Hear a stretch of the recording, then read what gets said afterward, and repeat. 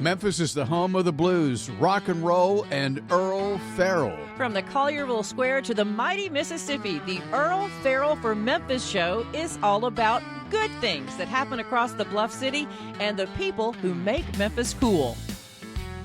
The Earle Farrell for Memphis show is made possible by our title sponsor, Southern Security Federal Credit Union, Jim Karras Chevrolet with George Gully, For Memphis Magazine, the Live at the Garden concert series, and the Orpheum Theater Group Memphis, and by Mitch Wright Plumbing, Heating, and Air Conditioning, family owned and operated for more than 40 years.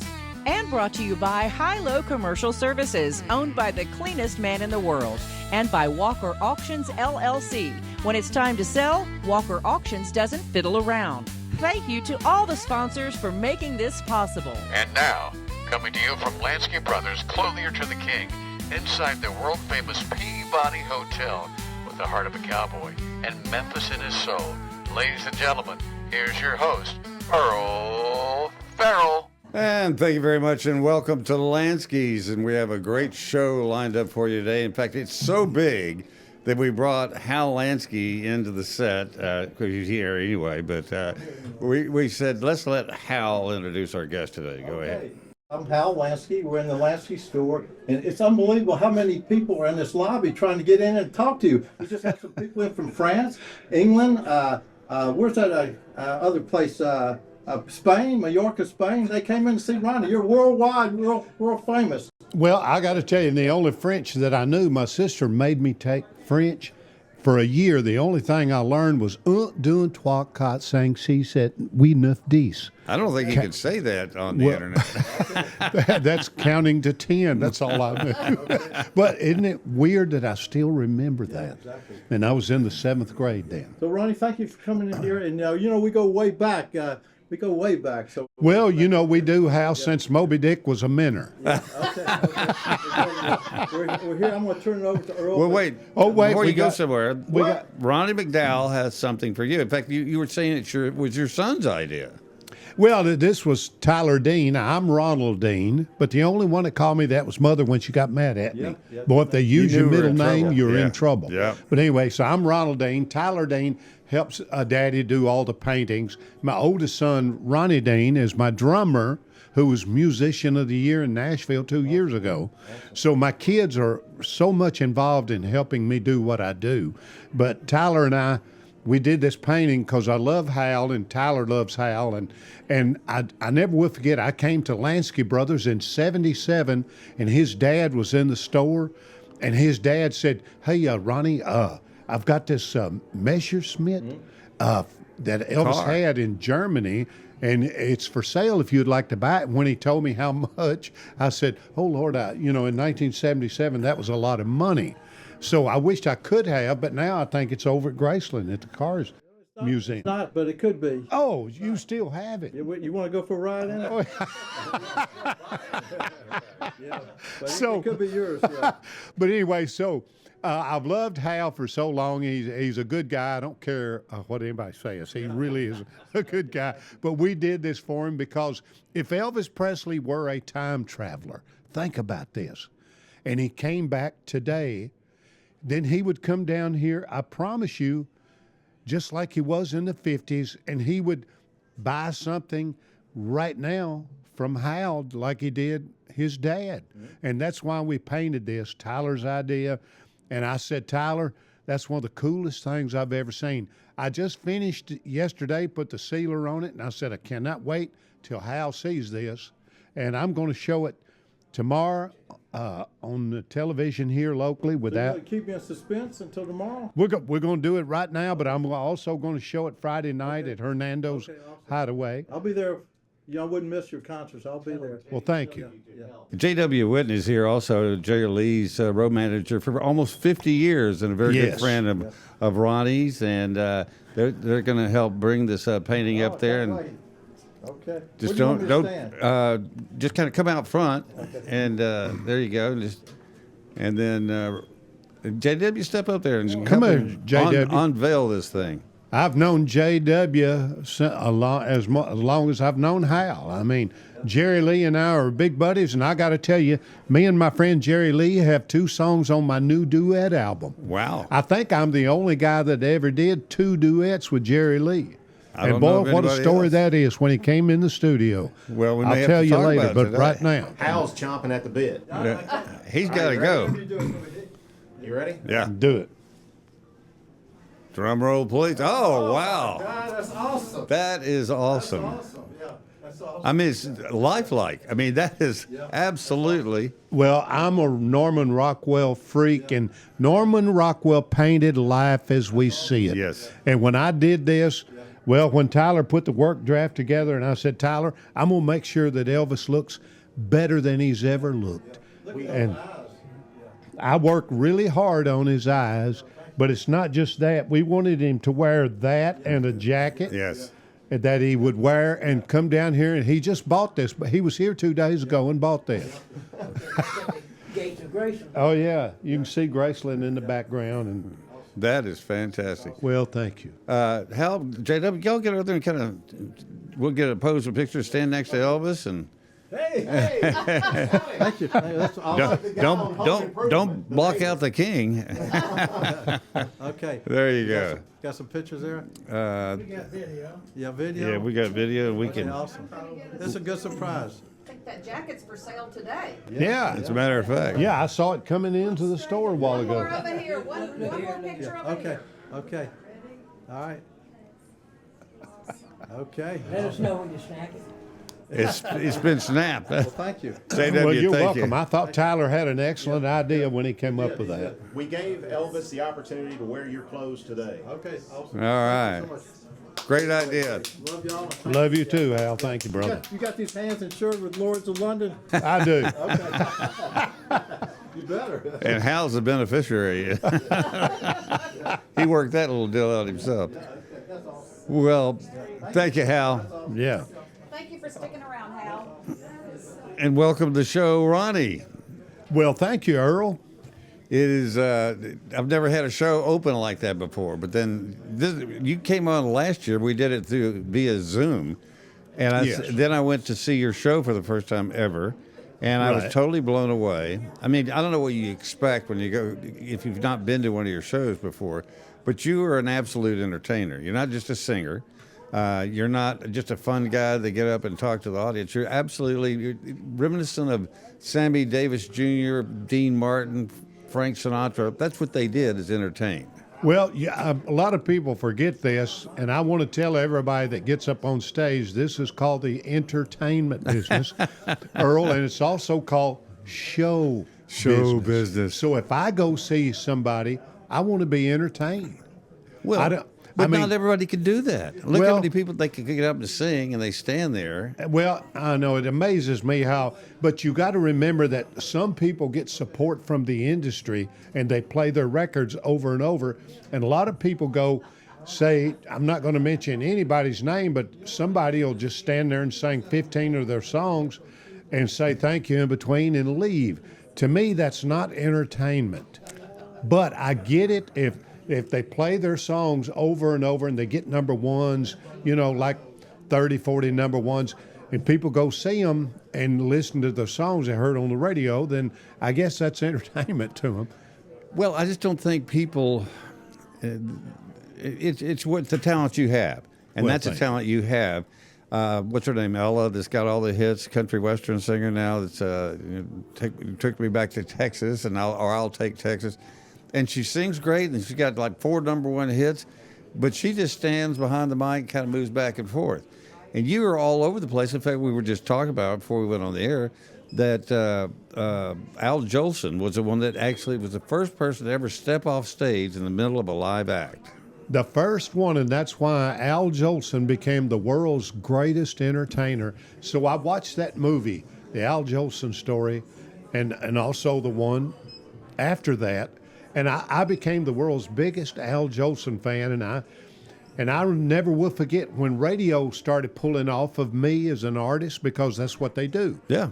And when they started I thought to myself, I better learn how to entertain if I want to keep doing this. So that's But it's not just that. I just love entertaining people. Well, you can tell, and the people absolutely love that. They expect it. They're waiting for you to stop your act and improvise. Right. And I think that's the reason people keep coming to your live shows, because there's not two alike. No, I never do the same thing twice. A lot of people have set list, but I don't have a set list. Like I told you before we went on the air, I tell folks the first song and I wing it from there. And the band, we've been doing it so long, they know all my cues, and but I still keep them on their toes. But they still got the rim shot ready because they use it a lot with you. Oh, yeah. But like my son, my oldest son, Ray Dane, he's the drummer. He knows all the cues, everything. And the piano player, I've been with him since '87. So, you know, they just know all my cues, but still, I tell them the first song and I wing it from there. Let's take people back for a little bit, because you have a tremendous number of fans. In fact, we found that out last time you came on my show, how many people tuned in and kept watching the shows as it reran. But how did you start out? I know the story that you first heard Elvis when you were 6. And you said, "Who is that?" It made an immediate impact on you. And take us from there. Well, actually, it started in '53 when I was 3. I heard Hank Williams singing "Your Cheating Heart." So I was going around the house at 3 years old singing "Your Cheating Heart," a 3-year-old. So my neighbor, Dwight Woods, I never will forget this. And he came up, and my brother was on the back porch. There's 11 of us. I'm number 7. So this neighbor come up Lucky and number said, 7. Huh? Lucky number 7. Well, I sure am. I tell everybody I'm like George Bailey. I've had the most wonderful life. You have. I have. I'm blessed. But anyway, so I was going to tell you, my neighbor came up and he heard me singing "Your Cheating Heart" at 3, and he looked at me and he goes, "You know, Ronnie, you sound really good singing "Your Cheating Heart." I never will forget that. But it wasn't just that. Then I heard Little Richard. And my mother had a radio about this tall, and it was an old radio, but you can imagine it was out of the 30s and 40s. But every day I had my ear to it, and the Platters, Fats Domino, Little Richard, Jackie Wilson, Sam Cooke, everybody that I heard, Ray Price, George Jones, everybody I heard, I was trying to emulate those sounds. And one day I heard Louis Armstrong, and I went, now that guy's got a different voice, so can you imagine me at 7 years old in 1957, but I tried, and I went, I said, "Hello, darling, this is Louis, darling." So I was trying to sound like everybody. And then one day my sister, who loved Randy's Record Shop in Gallatin, Tennessee, and by the way, Randy Woods owned that, who eventually built Dot Records. Wow. And so what an interesting story that is, because he had an older lady that worked there named Dot, and that's why Dottie Record. She worked there for so long. So in 1965, I would go there when I first got my license. Actually, I drove down there on a permit. But Illegally. anyway, I would go in there every day, Earl, to see if Elvis had a new record out.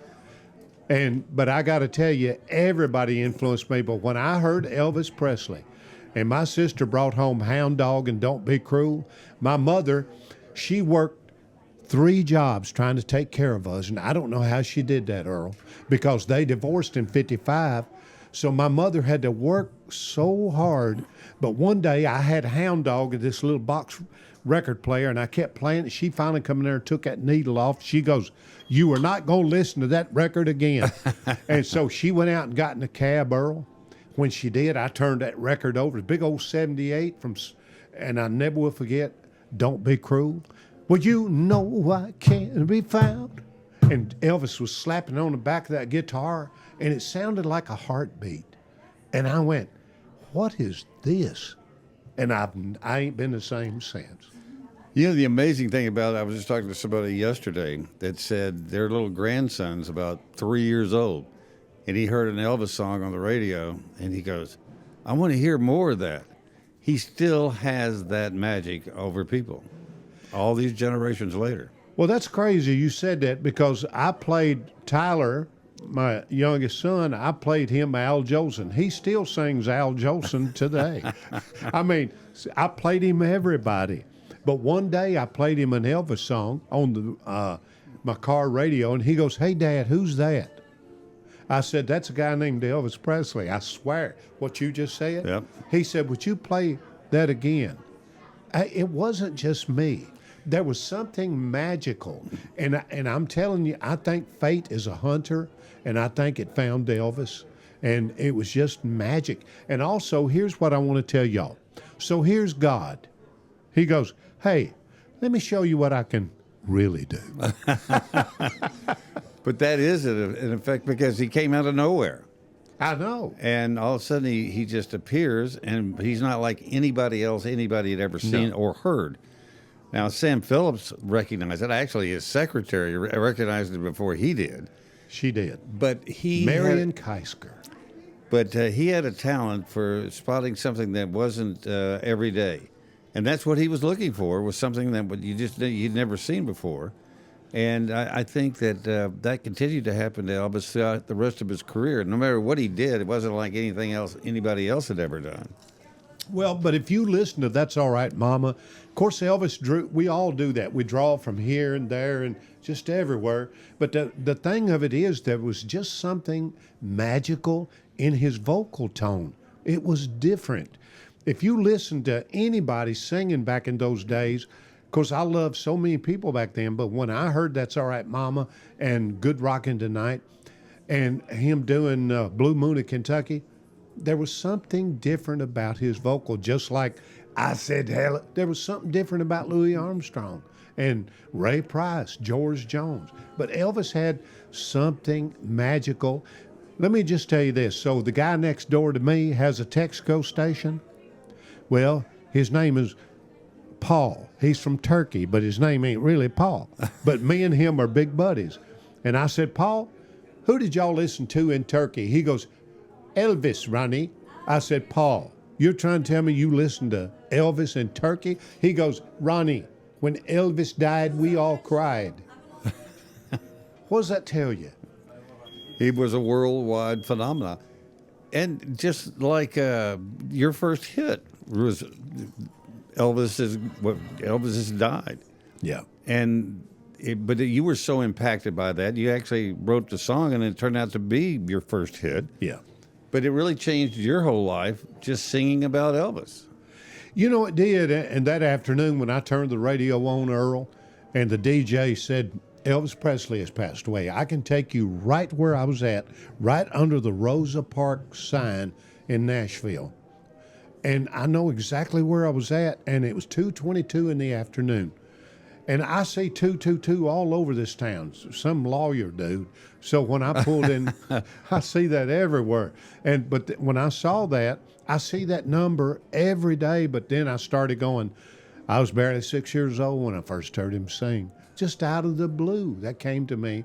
And I'd stand in front of a mirror day and night, and I listened to every one of his records, and I repeated every word, and I repeated every note. And I literally was like, where'd that come from?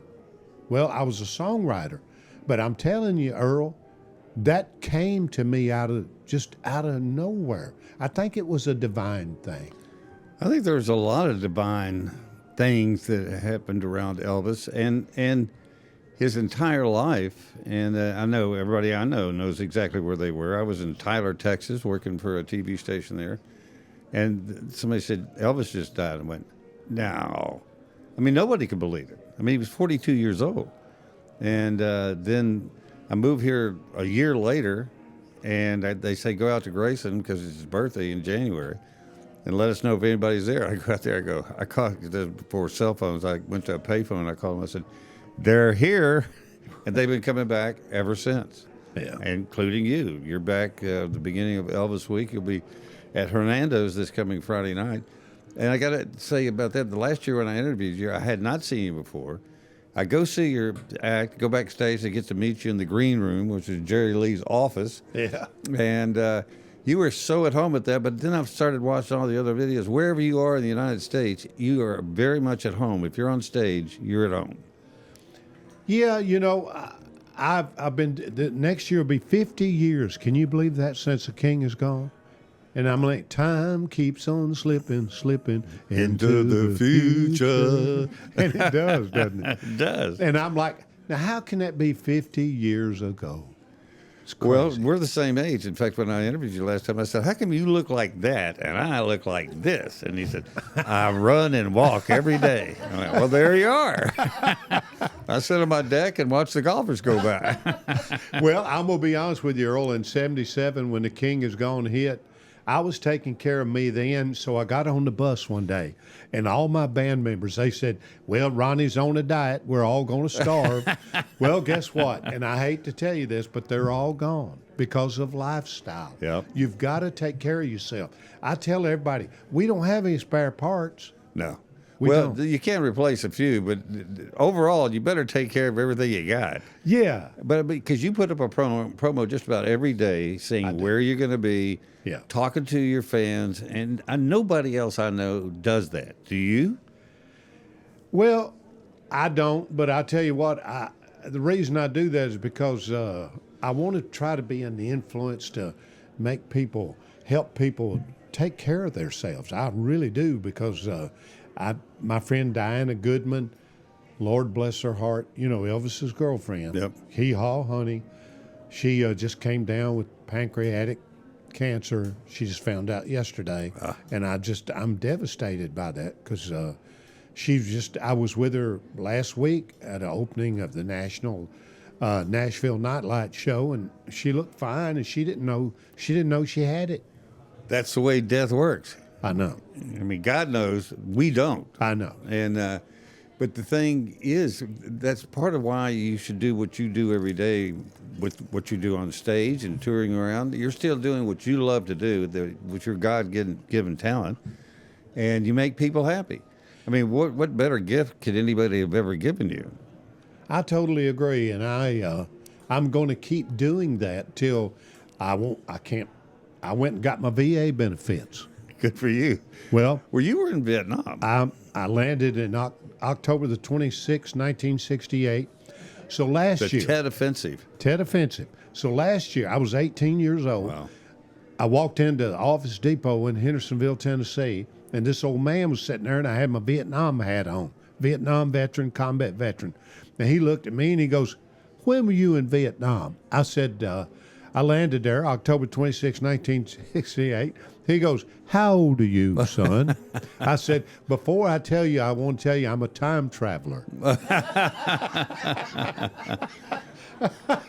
And he said, can I have your number? I'm a Vietnam veteran. I was there in 69. I said, why do you want my number? He said, I just want your number. And I said, yes, sir, 80 years old. So I gave him my number. He called me the next day and said, Ronnie McDowell, you better be glad you ran into me. I said, why's that, Mr. Larry? He said, well, I'm going to help you get your benefits. He said, you've never applied. And I said, I've been too busy, Larry. And my secretary keeps saying, get your benefits. You deserve it. Absolutely. A three-term combat veteran.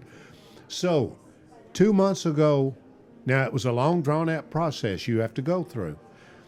3 months ago, I got my first check, and it's tax-free for the rest of my life. Congratulations. You Thank deserved it. You earned it. Absolutely. Thank you. And thanks to Mr. McMeans. And guess who his first cousin is? Who? Bruce Chanel, that wrote Hey Baby. Hey, baby. Yeah. Wow. And Bruce is a friend of mine, and I Wow. didn't know. So, small world. Kevin Bacon taught us that. We're all related to each other one way or the other, 7 people away from each other. Oh, yeah. Within a group of 7, we all know everybody else. Yes. I heard something just yesterday about Vietnam. It was the only war before or since where the combatants, you and your brave fellow soldiers, all went there by yourself and came home by yourself. Before that, they shipped out as units, and 3rd Corps, 3rd Army, they all went as a group, except in Vietnam, and they sent them over there on a jet plane as like a passenger, and they got off and went to Vietnam. And that's exactly right. And the two boys I went in with, Jimmy Dale Hunter and Raymond Wright. Now, Jimmy Dale and I played basketball, red hair, freckles, temper, Lord have mercy. But we were buddies. And we walked home, played basketball every day, pretty much. Raymond Wright, same age as me, they didn't come back. Jimmy was swimming in the Mekong. Some of his friends, he went down in the water. They didn't know if a sniper got him, never found his body. Wow. And Raymond got scared and a foxhole stood up and got shot. Yeah. And so they didn't get to come back, and I did. And I got to come back, Earl, and live my dream. That's why I tell everybody I'm blessed. Well, in so many ways. And Yeah. But in my dad, as I was talking before, he was with Patton, World War II, invasion of North Africa, Sicily, and Normandy. And I asked him, I said, why is it you think you got to survive all that and all those other guys didn't? He said, nobody knows. And I said, I don't think you will know till you get to heaven. And the Lord may say, it doesn't matter. Yeah, that's the way things go. And you go with what you've got. And I will say this, they should all be very proud of you for not wasting your life, because you certainly haven't. I mean, you've gone out and done the best you can with the talent you've gotten, and you're still right on top of things. You're an artist. You're a multi-talented artist, because you can do fine art. You also do singing and entertainment. But more than that, you're really good to everybody you come in contact with, which I think is also another testament to you. I'm going to be honest with you. That is a testament to my mother. Let me tell you why, because everything that's good about me is my mother. Everything shady daddy. I'm going to blame it on daddy. Somebody's got to have somebody to blame. The dog, the little brother, somebody. But I will say, and I tell everybody, our mother raised us right. I never heard my mother say one cuss word, not one, and never heard my daddy say a cuss word. It was a different time. Yeah, it was. Back in the 50s. You know that. Yep. You're from the 50s. I was born the same year you were. Well, and I love that the 50s, because it was such a different. I played hooky 38 days in the first grade. You know why? Because, now get this, I was the most independent little cuss that ever lived. I wanted to be by myself. I was a loner. And I didn't want to be around nobody. And I'm kind of still like that. And guess what I did? I wound up being in a people business. Well, a lot of times that was because you got to stand back and watch people, and you really learn more about them than other people that were right in the middle of them. My first grade day, I was talking about this yesterday. My very first day in the first grade, I went, had my little red Indian Chief tablet, my pencil, and I listened to my first grade teacher until lunchtime. She said, all right, line up, everybody, we're going to lunch. We walked out the door. They all took a right and went that way. I went straight home to my house, and my mother said, what are you doing home? And I said, I've seen enough, Mom. This is not for me. You got to go to school. I said, no, I just don't see any future in that at all. I was kind of like that, too. The first day, I didn't want to be there. No. And I hitchhiked. I know it's hard to believe. In 1962, when I was 12, I hitchhiked to Nashville. And my sister was working at Bell Telephone right down on 12th Avenue. Huge building. There was a speaker outside. I punched the button. And all of a sudden, of all the people, I knew where she worked. My sister came over that little speaker, and I said, hey, Tootie. And the reason we call her that is because she loved Little Richard's Tutti Frutti. Yeah. And I said, hey, Tootie. And there was a little pause. She goes, Ronnie, what are you doing? I said, I hitchhiked down to Nashville just to look around. 1962. Wow, that is amazing. See, I guess we could do things like that, because I did. They were still doing it when I was in college at the University of Texas, and my girlfriend, I was going to go to my dad's ranch near Waco, and I didn't have a car. Mine was broken or something. She takes me outside Austin and drops me off, and she went down to the next exit, turn around and come back. Before she could get back past me, this other girl picked me up on the highway, and she drove by. I went, I got a ride. But people did. I mean, the girl didn't think anything about picking me up. I was obviously a college student. Yeah. But nobody that I know of hitchhikes anymore, you know? Oh, no, not in this. Did you know that Elvis used to pick up guys? The mafia would drop him off on I-240, and he would hitchhike just to meet I knew people. that. And then they'd take him back to Grayson, and he'd give him a $100 bill and say, thanks for the ride. He just wanted to be around people and be himself and meet people on their own terms. Yeah, George Klein and I were buddies for 40-something years before he passed away. And George told me, he said, Ronnie, all that stuff you hear about Elvis not being able to go nowhere, he said, that's not true. He said, Elvis and I went wherever we wanted to go. He said, I never will forget, said we would go into a grocery store. He said, now he might wear a hat or something, but he said, we would just go anywhere. And see, a lot of people don't know that, but they literally did. Well, Ron and Lou Elliott, who owned the cycle shop here on Bellevue, where Elvis got the trike and had several things there, he used to come in there just to hang out because people of all kinds came to the cycle shop. Yeah. And these teenage girls came in one day, and he had a Coca-Cola shirt on with a name like Bert or something on there. It wasn't Elvis. And they said, is it true that Elvis comes in here? He said, yeah, I've heard he does. And he said, she said, have you ever seen him? I said, I have seen him many times. You mean, if we stay here, we could see him? He said, I'm almost could bet you that you're going to see Elvis if you stay here long enough. They ended up buying him a Coke, and they couldn't believe it. Within about 3 minutes, the shop was covered up because there was a beauty school across the street. They went in and told them. They all deluged on Ron and Lou's cycle shop. But he loved, from all the stories I've heard, he just loved getting people excited and having fun with life. Yeah. And I never laid eyes on him, but I you can just, let me tell you a story of Conway Twitty, who I opened up shows for 8 years. He always wanted me to ride with him on his bus. So one day going to Louisville, he said, I see where you're going to be on the Ralph Emery show Monday. I said, yes, sir. He said, here's what you need to know.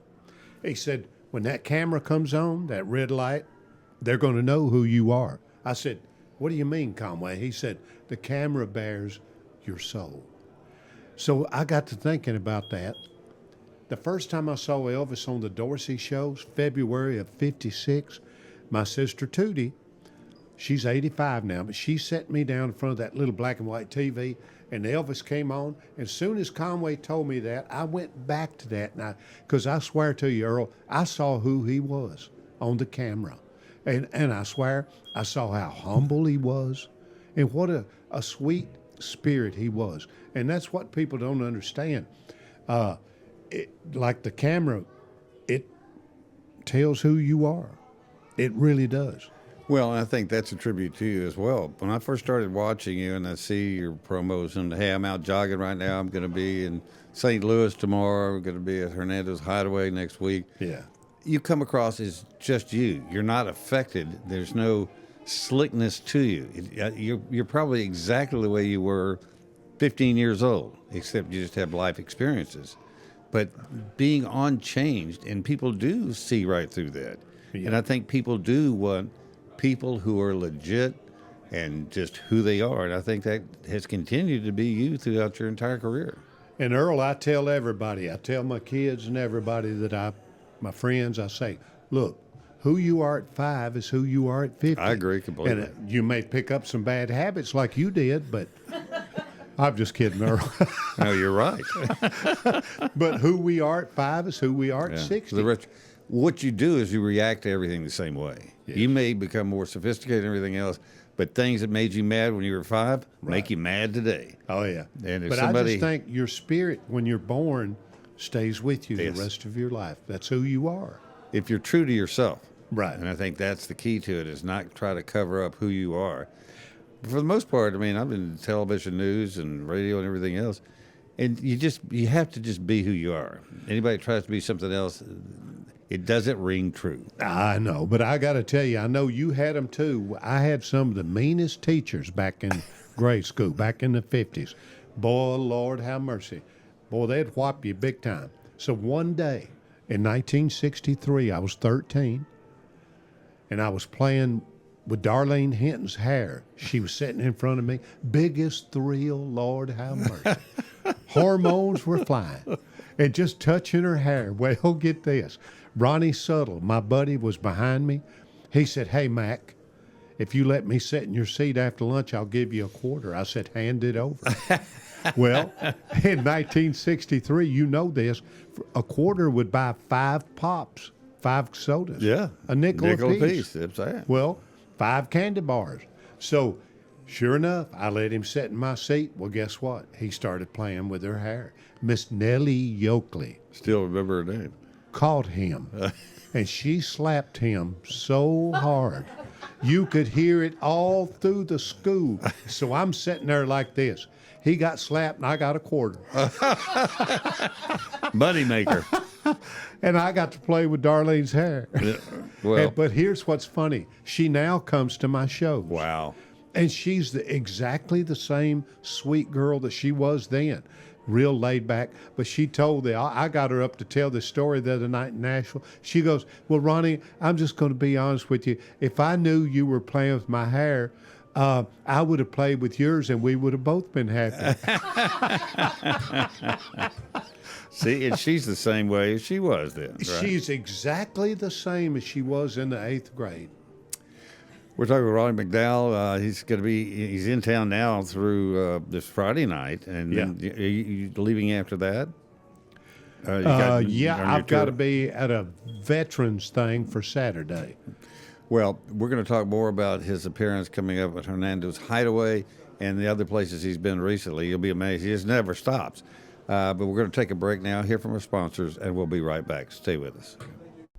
Hi, this is Dawn Grader, President and CEO of Southern Security Federal Credit Union at our new headquarters here in Collierville, Tennessee, off by Hillier Road. We are the proud presenting sponsor of the Earle Farrell for Memphis show and are looking forward to a great 2026 where some of the shows will be hosted from our new headquarters location here in Collierville. Hello, Memphis Mid-South. And first, I'd like to thank you for visiting with Earle Farrell Memphis today, and we want to support him just like you do. I'm George Gully, one of the sales managers at Jim Carey Chevrolet. We've been in business here in Memphis for over 75 years. I've been associated with the company for almost 25, and I'll help you find the right car, truck, or SUV here at not only our Chevy store, but also Buick, GMC, Nissan, Subaru. We can help you find that right car. Keep watching Earl and come see me. Thanks so much. Hi, I'm Mitch Wright. And I'm his son, Mickey. And we're the owners of Mitch Wright Plumbing, Heating, and Air. And proud sponsors of the Earle Farrell for Memphis show. We're thankful to be part of the Memphis community. We've been in business for 42 years, taking care of people and loving the people of the Mid-South. Hi, I'm Jamison Totten, the director of Live at the Garden and the Radiance Amphitheater. Hi, I'm Olivia Wall. I'm the Director of Marketing Communications at the Memphis Botanic Garden. We've got a great season coming up for you this year. We have Deep Purple and with special guest Kansas. Coming up, we have John Legend. And now the rescheduled date for Alabama, September 3rd. Next, we have Cool in the Gang and Patti LaBelle on September 18th. Our last show will be a great show. So come on out, bring your cooler, your friends, your drinks and your food, and have a great time at Live at the Garden under the stars. Hi, I'm Brett Batterson, President and CEO of the Orpheum Theater Group in downtown Memphis. We are so pleased with our partnership with the Earle Farrell Show and very happy that he is broadcasting live from Lansky's at the historic Peabody Hotel. We're all here to make Memphis better. Whoa! Walker Auctions here, speeding in to tell you about a massive online auction you don't want to miss. We've got a huge specialty contractor liquidation right here in Memphis, and everything has got to go. Check it out. It's packed with contractor equipment, racking, shop tools, even a Ford F-250, and a Genie Reach forklift.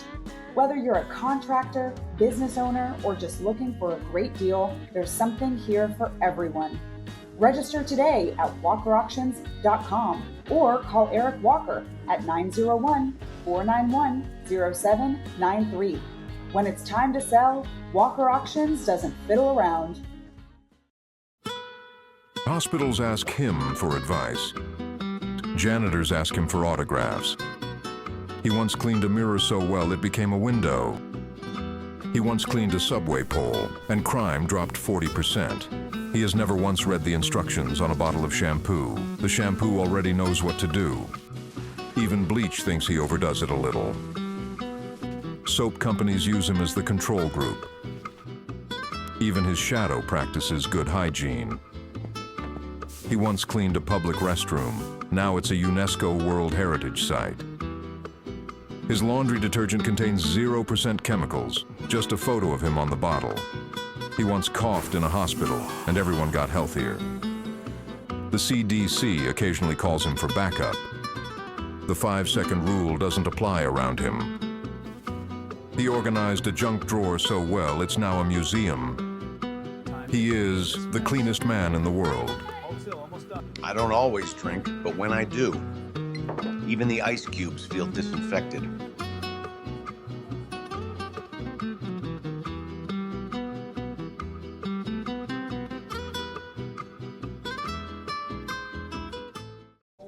And welcome back to Lansky's, and my special guest today, Ronnie McDowell, who has been entertaining his whole life. Really, if you think about it, even you didn't even know you were an entertainer and you were entertaining. But don't you think it's really true of most entertainers that comes out in them in the very beginning? You know, well, I knew what I wanted to do when I was 3, and that's why when I ask kids if they're getting out of college, I said, "What?" Sometimes I'll go, "What do you want to be? What do you want to do?" And yeah, I hate to say this, about 75% of the time they go, "I don't know," and I go, "Well, I knew what I wanted to do when I was 3 when I heard You're Cheating Heart." Yep. And I really did, Earl, I did. And we entered a contest in Vietnam, took a break from fighting, and we had a variety show, and never will forget this. Me and Chuck Nitchie and Joe Hedgepeth. That'll show you I ain't getting senile. I remember them boys. You could be making them up, but I don't think you are. But anyway, so we got up, and believe it or not, the first time I ever sang was in front of 4,000 or 5,000 servicemen. Wow. And guess what I sang? First time I ever sang in my life, because when I was a kid, I was always afraid to sing in front of people, but I sang this right here. Imagine this. And I went, well, when my blue moon turns to gold again. And that's what I sang first time, an Elvis song. And so then we went to the Philippines, took an R&R, and I got up. I never drank alcohol in my life. I was 18. I had half of a San Miguel beer. That's what it is in the Philippines. And all of a sudden, all of my inhibitions just went out the window. It affected me the same way. I just couldn't sing. And so Elvis had just done the 68 comeback special, Yeah. and I was on guard duty. Never will forget this, that weekend before, and he was on all these monitors singing on the 68 comeback special. And once again, he was the biggest thing on the planet. So I went into the club that night, had half of a beer, and I told my buddy Larry McCall, I said, Larry, I'm going to get up and sing a song with them. And Larry goes, you're going to do what?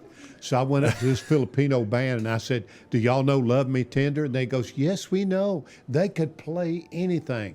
And I'm telling you, I sang it as good as I could, like Elvis. Halfway through that song, all the girls rushed the stage and they said, Joe, me take you home, me take you home. And I went, this is what I want to do. Well, it is the thing about Elvis, he affected everybody that way. And when they heard somebody that even sounded like him, yeah, that was the same thrill, which is why they don't call them impersonators, they're tribute artists that come here. And some of the ones I like are like you. You can sing Elvis songs, but you still sing them your way.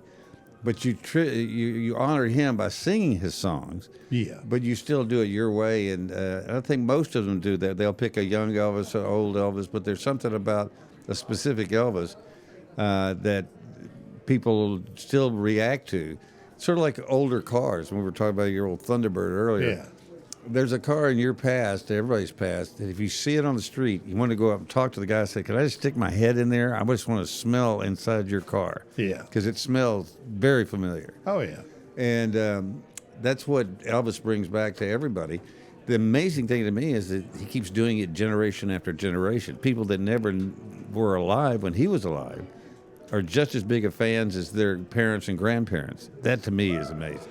Well, what amazes me, yesterday at Cracker Barrel, the girl that was the host, I walked up to her and I said, you look awfully young to be a host at Cracker Barrel. She goes, I'm 16.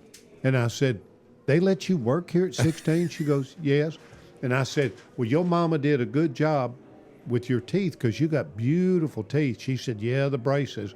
I wore them things. And I said, and you got a beautiful face because I paint. I said, let me show you a beautiful faced human and see if you know who this is. Well, this is my phone photo. The Uber driver. On your phone Elvis. when it rings? Yeah. So I said, you know who this is? And she goes, that's Elvis. And see, it just amazes me. She was 16. Yeah. And you could show that picture to a 5th grade class and they'd know who that is. In Sudan. Oh. Anywhere in the world. Right. Just And show that to them. It just amazes me that, that this guy just keeps going through the decades. It never stops. This is 5 decades after he's gone. Yeah. And here we are talking about him today. Yeah. Let's talk about your art. When did that start manifesting itself? In the 1st grade. Everything happened in the 1st grade. See, and that happened to me. Nothing happened. I had no talent whatsoever, and it just oozed out of me. Well, I was drawing little rabbits and little animals, and for some reason I could take clay and make a little giraffe and a little elephant. And my teacher come over there, Miss Paula Reddick. She said, now, Ronnie, how do you make those little animals if you don't have nothing to look at? And I said, I don't know. Wow. She said, well, I want you to take all those little animals you made and go to every class and show it to them, which I did. She said, can you draw me a red fire engine? I said, I guess. So I drew a big old red fire engine. So just before she passed away, I went out to see her because she was sweet. She passed me in the 1st grade, even though I played hooky 38 days. But Earle, now I know why she did, to get rid of me. But anyway, so I said, Miss Reddick, just before she left, she was at the hospital. And I said, you remember that red fire engine I drew for you in the 1st grade? She goes, I sure do. I said, you remember that? And she goes, Ronnie, I kept everything that you children did for me. I bet that's true. Really? I kept everything. I said, Miss Reddick, I'd give my eye teeth to have that. And she goes, nope. No, you're famous now, and I'm going to give it to my children. That's valuable now. But I'd give my eye teeth just to see it. But that's the thing about people who can sing, because, I mean, people say you got a voice. I said, yeah, but it doesn't work in that category. But that's where talent comes in. It is a blessing from God, whether it's being able to make little clay animals or paint. And then you look at your paintings and you think, well, that should be enough. Anybody can paint like that. That's all they should get.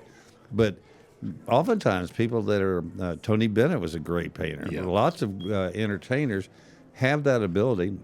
Well, it's that right side of the brain, I think, that's the arts and the entertainment, and it's that right side of the brain. And a lot, my friend Steve Warner is a wonderful artist. Tony Bennett, like you say. Yeah. A lot of singers are artists. And thank God for them, because then the rest of us, but we're the people who are the audience, see, and the people that buy the art, because you don't have that. And if without us, there would be nobody around to appreciate you. So that's where the audience comes in. And it's to be able to appreciate somebody that does things that you can't do. And then they share that with everybody else, is what you do.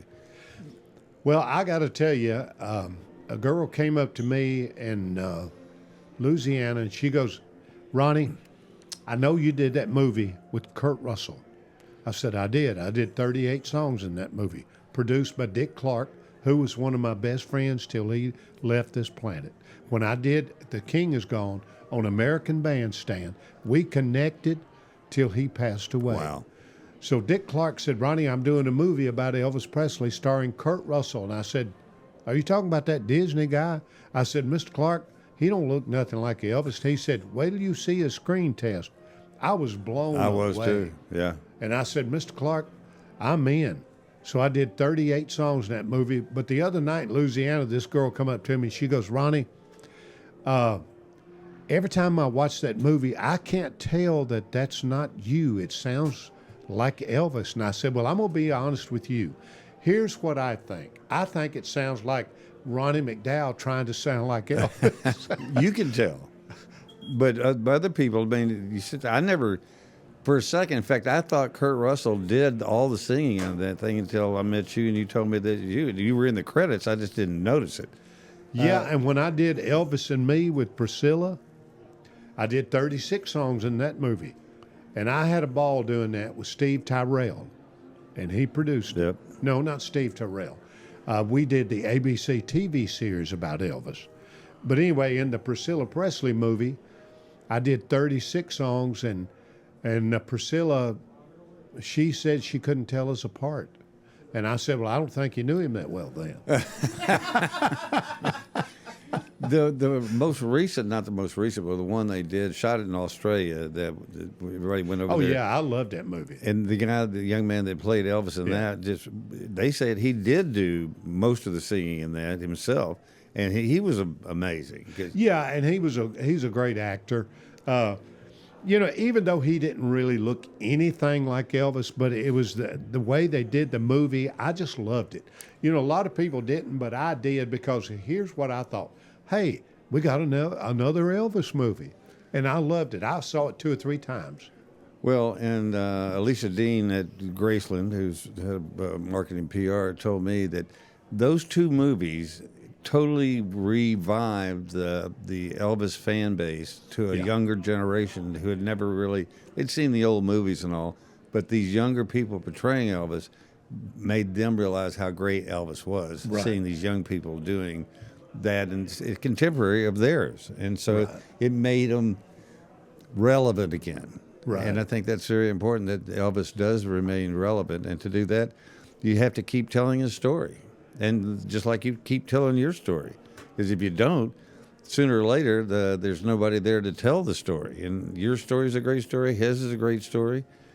And you go around the country all the time doing it. I think it's, and I always do an Elvis song. And I do. Conway Twitty gave me this necklace 40-something years ago. Wow. And he was not only my mentor, my friend, and my icon, but he was like my dad. And, he was a huge Elvis fan. And he got to meet and talk with Elvis. He was telling me the stories. And he said Elvis and him sat down in a hallway in Vegas. And he said, Conway said, I know Burt Lancaster and Glenn Ford and Frank Sinatra's in there. He said, but I wanted to come out here and sit and talk to you, because me and you from Mississippi. Because Conway is from Friars Point, Mississippi. Conway, of course, Elvis Tupelo. And he said, Conway, there's something I want to tell you.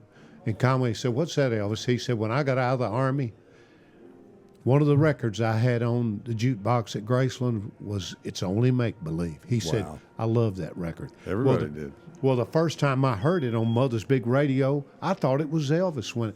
But I kept listening to it, and I said, no, that's not Elvis, but he sure sounds a lot like Elvis. Well, little did I know, years and years later, I'd be opening up shows for that guy. Conway Fate Twitty is an unbelievable thing. It will find you. I found Conway Twitty in Nashville. We were going off of working with the CBS affiliate here with Beth and a bunch of other people that are still around. And we were going to do a tour of the state and just go do stories about wherever we found them, whatever they were. We get to Nashville, and it said, visit Twitty City. And I went, Twitty City? I don't know what it is, but I think we got to go there. So we go there, and we walk in with our camera, and they said, does Mr. Twitty know you're here? I said, I don't believe so. I didn't have a number to call and let him know. And did you ever go to Twitty City? It was, me? It was like a Six Flags or a Liberty Land here in Memphis. And so they go tell him, and he comes out and introduces himself. And I do an interview with him. He takes me back inside. They had a town just like where he grew up in Mississippi, a complete model of his town. Right. Yeah, he took and showed me that. Yeah. And but he was just as nice a person and totally unaffected. Once again, he didn't try to act like he'd be. It was just like, come on in, let me show you my place. He did not get into the superficial part of the business. He didn't let it get to him. He was very strict, and he would tell it like it is. Yep. And as a matter of fact, I'm going to just tell you what he told me one day. He goes, I was on his bus, and he goes, where'd you get that latest song? I said, what song? He said, that latest song you got out. And I said, are you talking about you're going to ruin my bad reputation? He goes, yeah. He said, do not ever get another song from wherever you got that. And I said, why? He said, I don't like that song. And I said, well, Conway, it's number 11. He said, do not ever get another song from that place. So 2 weeks later, it went to number 1. So he called me on the bus. I was thinking, what's he going to say to me? He called it. He said, this is what he said. He said, Ronnie, if you can take that song to number 1, you're a lot better than I thought you were. But my point is, Earl, he would just tell it like it was. If he didn't like something. Tell about the song that you asked him to be on it with you, and he comes in right at the very end. He said, you don't need me to make that song a hit. Yeah. What did he say? Well, now, he called me in 80. He said, you come down to the studio. I've written an intro to my song, It's Only Make Believe. You and I are going to do it. And he starts it off. You know, Ronnie, we've been buddies for a long time now. Earl, just that one line, I wouldn't take nothing for that. And so then in 87, my band was the Kentucky Headhunters for 8 years, and I had an idea of doing It's Only Make Believe up tempo.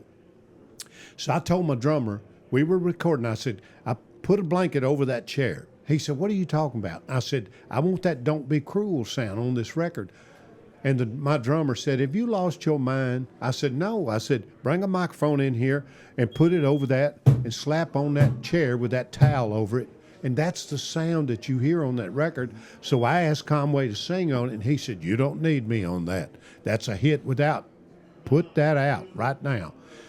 But I talked him into it, and I tell everybody, when it got in the top 5, my phone rang, Ronnie, I've been thinking about it, son, and you did need me on that record.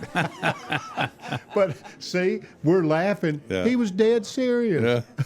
But that's who he was. Well, and you think about it, look at all the people you came in contact with early in your career. I mean, the Kentucky Headhunters ended up having a bunch of huge hits. Well, then it won a Grammy, you know, for picking on Nashville. Yeah, I remember when they were there, and I just kept thinking, Kentucky Headhunters, who came up with that idea? You know, it doesn't sound like anything from around here, but it worked. But it worked. Yeah. And I love the songs that they did. You know, they wrote Let's All Go Down to Dumas Walker's, you know, and Old Lonesome Me. They did an old Don Gibson song that worked for them. And I was proud of them, and I love them, and I still talk to them all the time. They were with me for 8 years during the Conway years. Yeah. So, and we all still communicate. Well, this Friday night, you're going to be at Hernando's Hideaway. What is it like? Because I know what it's like going there as just a fan and the history of the place. Because Jerry Lee, J.W. Whitten was here earlier, and he was always with Jerry Lee wherever he went. But the place has so much history, and it's like they say there, it's living history. It's not like Graceland that you can go take a tour of it, but you can't really participate and interact with the building. This you actually interact with exactly the way it was meant to be as a night spot. Yeah, and it still looks just like it did when Jerry Lee and Roy Orbison, Johnny Cash, the list, everybody walked in there and sang. Elvis sang a song there while he was in high school in '53. Wow. He got up and sang a song. And so I love that place. I love history. Earl, I'm a history fanatic, and I love that early 50s Elvis history around here. I wanted to go visit the Eagle's Nest spot because I know in '54 they wore that place out, and it's not there anymore. Yeah. As a matter of fact, Jerry Williams told me that the pool has been filled in. Wow. And, I wanted to go to the Suzors Theater where my friend Wink Martindale, Gladys, and Vernon went and got Elvis out of the second row. And Wink said, Elvis, you got to come down to the radio station. They're playing your record. And Elvis looked at them and said, well, I didn't think nobody'd like it. And so when he went down there, Wink said he was sitting there watching because Wink had a radio station there at Chiska, too, with college buddies. And Dewey Phillips He was the Red Hot and Blue show. And Elvis said, Mr. Phillips, when you going to interview me? And he said, son, I've been interviewing you for 15 minutes. He didn't even know because he was scared to just death. talking, yeah. They didn't know we were actually. But I just love all this history around here. Do you actually feel it? Because when I go to Graceland, you do feel the presence just of everything that was about Elvis, because everything is the same. And I felt the same thing about going to Hernando's Highway, is it's all still there. The posters on the walls, the lights, everything. And so it's as close as you can come to being there while they were there. Yeah, and my friend and my boss, really, I just re-signed with Curb Records, Mike Curb. He bought the Audubon House. And he said, Ronnie, the reason I bought that is because when that boy lived there, for 13 months, he had 8 #1 records, and I did not want anybody disturbing that house. He's a bigger Elvis fan than me. He said, I also bought the house to the left, to the right. Really? So that these neighbors would watch that house for me. So the first time I went there, I never will forget it as long as I live. Everything still looked the same. The stove, the refrigerator, the bathrooms, everything was still the same. Turquoise. Huh? Remember the turquoise? Yeah, the phones were turquoise? And I was so enthralled about being in that house. So I never will forget. I looked at this book where the guy that took those pictures, I can't think of his name, Al Wertheimer, he came down on a train with Elvis and took all those pictures. For that RCA. Yes. And Al, I got to meet Al, and I told him one day, I said, Al, can I have one of those books? Well, I took it with me. So while everybody was in the living room, a couple had bought the house. They invited me over. I was playing at the Horseshoe, and I couldn't believe I was getting to go in there. And so they were in there, and I opened up this book, and I said, I'm going to see if that's the same paneling. Earl, it was the same paneling from 56. Well, there was a bullet light over here from same bullet light that they left in there. Well, it started crackling, going. And I reached up, and I said, okay, Elvis, if that's you, I'm going to turn that off. And if that other one starts doing it, I'm getting out of here. So all of a sudden, it started doing it too. I turned it off, and I went in there, and I said, hey, man, y'all ever have any trouble with that bullet light? And all why? And I said, okay, thank y'all for letting me be in here. I'm leaving. Kathy and I got to go to Roseanne Cash, did a concert for about 100 people, 150 people inside the Audubon House. Yeah. And it was before the fire. There had been a fire there. Yeah. And at the time, it was Rhodes College owned it. And she came in there and did a solo acoustic I did the guitar. same thing. And it was I took a bunch of pictures early when we first got there. And I've still got the pictures. But it was, in fact, I've got a girl coming on Monday that her parents bought it after Elvis lived there. Yeah. And she said, the neighbors all came to Elvis and said, we just want to buy you out because we got too much traffic coming by here. That's exactly right. And he said, how about I buy you out? That's right. But he ended up finding Graceland and moved to Graceland. But the house, they still have tours. In fact, Backbeat Tours is coming on Monday, too. And she wanted to meet her because she said, we've always heard stories about it. We never had any firsthand knowledge of what it was like during the transition. But that house is every bit as famous as Graceland. Yeah, and I'm glad that Mike Curb let me spend the night there twice. Wow. And I hate to say this, but the Elvis's little bed that he slept in, I got bed bugs. I don't believe I'd have said that. But, I mean, you got to think, it was 1956, and bed bugs, they've been living there a long time. And they'll be around for a long time. But I was glad I got to do that before they changed everything, before the fire. Yeah. And Mike Curb, I'm real proud of him. He also bought Studio B down in Nashville. It's now a historical landmark. He said, Ronnie, the reason I did that, I didn't want anybody disturbing where that boy recorded. It's now or never. Yeah. And the list goes on and on.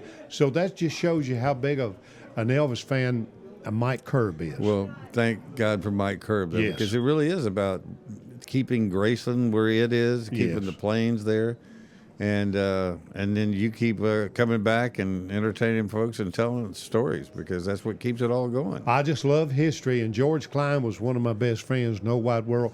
Priscilla and I are friends. After I did that movie with her, you got to remember, Earl, she was only like 39 when I first met her, and I walked up to her, and I said, it was me and Chris Christopherson. and Aaron Neville on the grounds of Graceland. And I said, before I met Priscilla, I said, Chris, how are you? He said, Ronnie, I feel like I'm on hallowed ground. Yeah. And I said, Chris, you're that big of an Elvis fan? He said, Ronnie, that's my total inspiration. And everybody from Bruce Springsteen to Paul McCartney, Elton John, they all say the same thing. Without Elvis, none of this would be here. That's what John Lennon said. Yep. He said, without Elvis, there would be no Beatles. No. He and then Chris actually flew a Huey's helicopter because he was in Vietnam. Oh yeah, over Johnny Cash. He couldn't get anybody to talk Yeah. to him, and he wanted to be a songwriter. So he flies this Huey in, and lands on Johnny Cash's property. They was in the process of calling the sheriff to come arrest him. He said, "Will you just listen to me? If I went to the trouble to steal a helicopter and come here, could you give me a couple of minutes?" And they ended up in Johnny loved Sunday him. morning coming down. Yeah. And, But I got to tell you, I told Priscilla when I first met her, she was 39. I did that movie, Elvis and Me, with her, and I walked up to her because we were all waiting in line to meet her. I said, Priscilla, no wonder that guy went gaga over you. I said, you're the prettiest thing I ever seen. She said, Ronnie McDowell, do you have any idea what you've done for Elvis Presley? I said, Priscilla Presley, do you have any idea what Elvis Presley's done for Ronnie McDowell? And that's the God's truth. That's what I said to her. Well, it is amazing, and I'm so glad you came on our show today to share your stories, because it takes time to tell these stories. And you know, it does, but I got to tell you that my favorite story about anything like that, I was at the New Daisy Theater with Brenda Lee, Charlie Hodge, Sam Phillips. I sat at this end, and it was packed. Sam Phillips was at that end. He got up, and Sam was like a preacher. Oh, he sounded just exactly like a Baptist preacher, yes. He stood up, and he goes, I want everybody in here to listen to me, and you better pay attention. And we were all like, I wonder what he's going to say. And Sam goes, there is a heavenly connection between God, Ronnie McDowell, and Elvis Presley. And I looked over there, and I said, Sam, did you really say that? And he looked at me, and he goes, I did, son, and you better pay attention. But that's one of the coolest things that's ever been. Sam Phillips said that about me. And he did say, he would tell the story about how he came to Memphis, and he said it just like a Baptist minister. It all started. And I go, he sounds like a Baptist minister. And I'm sure that's where he got his delivery. Well, yeah. Because it commanded attention. And but what a delightful guy he was. And the whole thing is almost like somebody made the story up, but it's true. I know. Absolutely. Well, you're going to be at Hernando's this Friday night, 2 shows. Yeah, we're doing a 4 o'clock and an 8 o'clock, and I love that little place because my buddy Jerry Lee was there.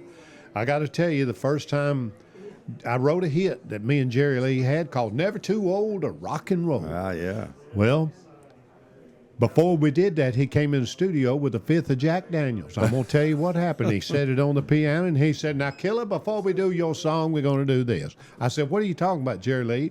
We got to record Never Too... Killer, you just pay attention. And he called you Killer. Called me. He kept calling, Killer, you just pay attention. He drank half of that 5th, and I was like, how's he going to sing like that? But he goes... Heartache number 1 was when you left me. It was absolutely beautiful. And that's one of the duets that I have on my new duet album. I wouldn't take anything for either one of them. Well, you've had a charmed life and continue to do so. And I have. Thank you so much for coming on here. And are these 2 paintings, you're selling your paintings, are these going to stay here at Lansky's for a couple of days? No, these are going... And they're going to be sold at Hernando's. So Friday night, come see them, and they'll be there if you want to buy either one of these or a number of other ones there. Yes, we have other ones as well. The Lansky brother and also Dolly and Elvis. And I have a picture of Dolly signing the painting. And I just heard yesterday that she has some health issues, and she is thinking about kind of pulling back in, which you hate to, but that's how much more valuable that is because and everybody moves on, and everybody does. And Dolly has been so good to me. And she said, Ronnie, what do I have to sign? I said, nothing. I just want to sell prints. She said, Ronnie, you sell all the prints you want to. You never have to ask nobody nothing. Wow. You know who else told me that? George Jones. Wow. Because I did a painting of him getting a DUI on his lawnmower. Because he called me and asked me to do that. And he said the same thing. He said, son, you sell all the prints you want to. You never have to ask anybody. Now look how grounded and humble both of those unbelievable people are. Yeah. Well, and Dolly was just telling the story the other day about when she did I Will Love You Forever. Yeah. And yeah. who was the I Will Always Love You, but who was the first person that wanted to cover? And she said, oh, was it Elvis? Elvis, yeah. And Colonel Parker wanted her to give him the royalties. She said, She said, he can sing it, but I get the royalties. Well, that's what the new painting is, because she's on a picnic with Elvis. Yeah. And she is singing with a guitar, I Will Always Love You, to Elvis. Yeah. And so I can't wait. I'm showing that tomorrow on your buddy's show, the Alex Coleman Alex Coleman show. on Live at 9. Yeah. Well, please tell Alex hi for me. I will. Another great person. Unbelievable. 3 at 3? Well, they got a Live at 9, too. That's true. But there's a 3 at 3. You'll see it on Channel 3 tomorrow. Ronnie McDowell, thank you, sir. Thank you, Earl. You bet. That is our show for today. I'm glad you tuned in. I hope you enjoyed it as much as I did sitting here talking with Ronnie. We'll see you next time.